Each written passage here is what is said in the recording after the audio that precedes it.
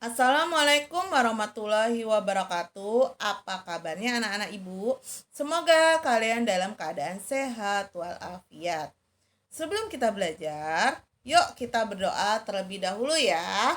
Kita baca doa, dimulai. Selesai? Sudah siap alat tulis kalian? Oke, dicatat semuanya materinya, karena nanti jawabannya harus sesuai dengan link materi. Ya.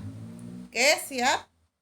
Sekarang Ibu akan membahas dengan tema menyimpulkan isi teks eksposisi.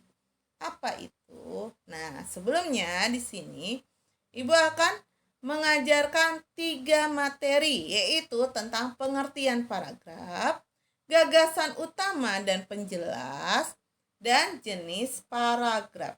Jadi ada 3 ya. Apa saja tadi?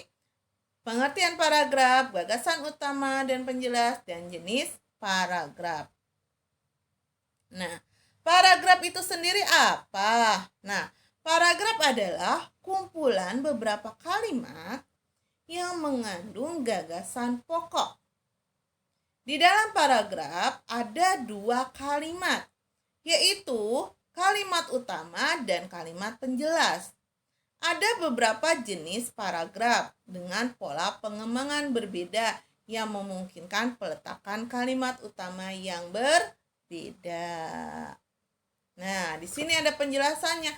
Apa sih kalimat utama dan penjelas? Nah, kalimat utama adalah kalimat yang berisi pokok pikiran utama atau ide pokok utama dan menjadi dasar untuk mengembangkan paragraf. Nah, kalimat utama biasanya bersifat umum dan memuat keseluruhan isi dalam suatu paragraf. Nah, sedangkan kalimat penjelas itu apa? Nah, kalimat penjelas adalah kalimat yang isinya merupakan penjelas atau uraian.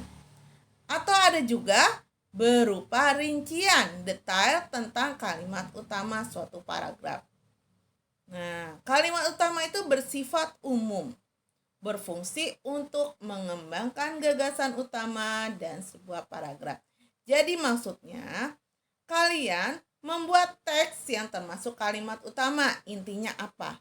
Baru nanti dijelaskan. Nah, penjelasan itulah yang dinamakan kalimat penjelas. Nah, di sini ada contohnya. Atau kita lihat dulu ciri-cirinya kalimat utama itu apa sih? Nah, kalimat utama itu mengandung suatu permasalahan yang bisa dikembangkan secara terperinci. 2. Kalimat utama berupa suatu kalimat yang utuh atau bisa berdiri sendiri tanpa ada penghubung, baik penghubung antara kalimat maupun penghubung intra kalimat. Biasanya, kalimat utama terletak di awal. Namun, pada induktif, kalimat utama terletak di akhir paragraf. Ya. Tuh, biasanya ada kata kunci, ada kata sebagai kesimpulan, jadi titik-titik, demikian titik-titik. Nah, itu berarti kalimat utamanya ada di belakang. Nah, berarti itu namanya paragraf induktif. Mempunyai arti yang jelas maupun tanpa dihubungi dengan kalimat lainnya. Nah, itu ciri-ciri kalimat utama.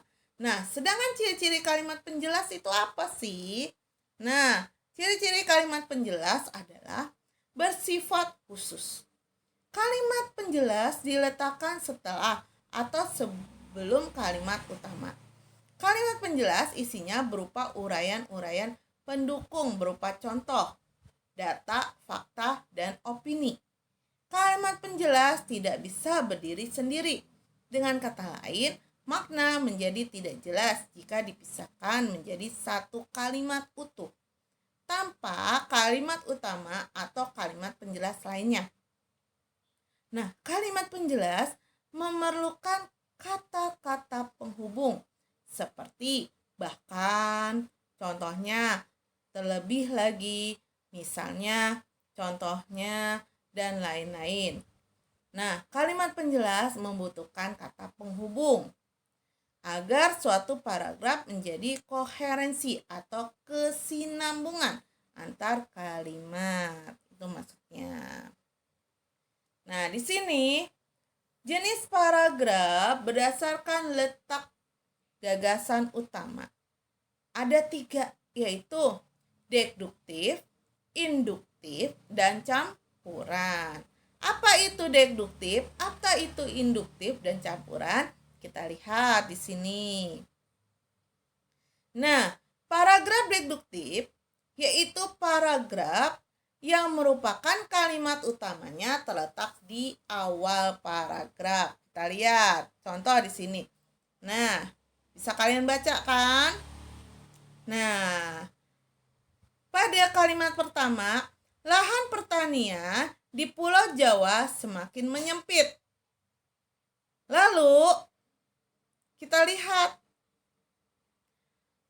Hal ini dikarenakan jumlah penduduk yang semakin lama semakin bertambah. Nah, itu kan berarti menjelaskan lahan pertanian di Pulau Jawa semakin menyempit. Nah, menyempit berarti dijelaskan hal ini dikarenakan jumlah penduduk yang semakin lama semakin bertambah. Ya, berarti kalimat utamanya ada di mana? Di awal. Nah, kita lihat. Kok bisa awal, Bu? Bisa. Coba lihat yang akhirnya. Akhir kalimatnya. Sekarang banyak ditemui sawah-sawah yang bukan ditanami padi, melainkan ditanami tembok beton perumahan. Nah, apakah itu bisa jadi kalimat utama? Tidak. Kenapa? Karena di sini ada menyebutkan jenis-jenis atau menyebutkan poin-poinnya. Nah, berarti itu tidak bisa menjadi kalimat utama. Ini sebagai kalimat penjelasan yang menjelaskan lahan pertanian di Pulau Jawa semakin menyempit. Nah, jelas ya? Paham? Lalu, paragraf induktif. Nah, kebalikan tadi deduktif. Kalau deduktif, kalimat utamanya ada di awal. Nah, induktif ada di akhir. Kita lihat kalimatnya yang akhir. Coba kalian baca. Nah, di situ itulah beberapa penyebab nilai siswa turun di sekolah ini. Nah, itu adalah kesimpulannya. Lihat kalimat sebelumnya. Kalimat awalnya. Siswa sering tidak konsentrasi saat belajar di dalam kelas. Kondisi ruangan yang tidak nyaman turut mempengaruhi proses pembelajaran di kelas. Nah, kita lihat. Siswa sering tidak konsentrasi saat belajar di dalam kelas. Apakah bisa menjadi kalimat utama? Tidak. Kenapa? Karena di sini menjelaskan, bukan merupakan kesimpulan atau kalimat utama.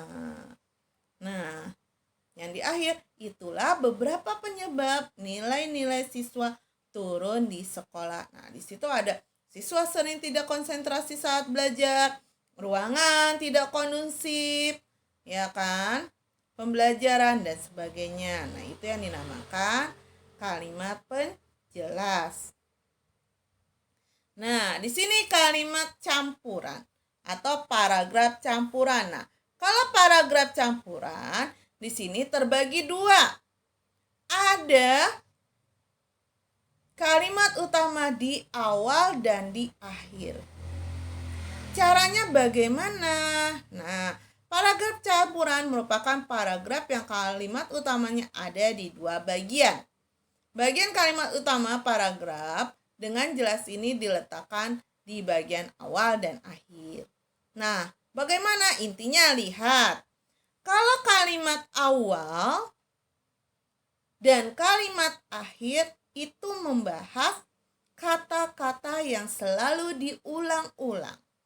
Nah, itu berarti termasuk kalimat campuran karena kalimat utamanya berada di awal dan akhir. Kita lihat. Siswa mesti rajin membaca buku. Ya, ingat ya. Siswa mesti rajin membaca buku. Kita lihat di kalimat akhir. Jadi, sudah seharusnya sekarang siswa rajin membaca buku. Nah, lihat kan? Di situ ada kata yang sama dalam kalimat awal dan kalimat akhir. Kenapa? Karena kalimat akhir ditegaskan kembali kalimat utama yang di awal. Nah, makanya ini yang dinamakan paragraf campuran. Jelas ya? Jadi, bagaimana caranya mencari campuran atau bukan? Dilihat, kalau di kalimat utama atau kalimat pertama itu membahas sama dengan kalimat terakhir, diulang kalimatnya, katanya diperjelas. Paham ya? Oke? Nah, oke, cukup sekian dari Ibu. Materi Ibu, semoga kalian paham. Ya, jelas. Oke? Ingat, jawaban kalian di link harus sesuai dengan materi hari ini.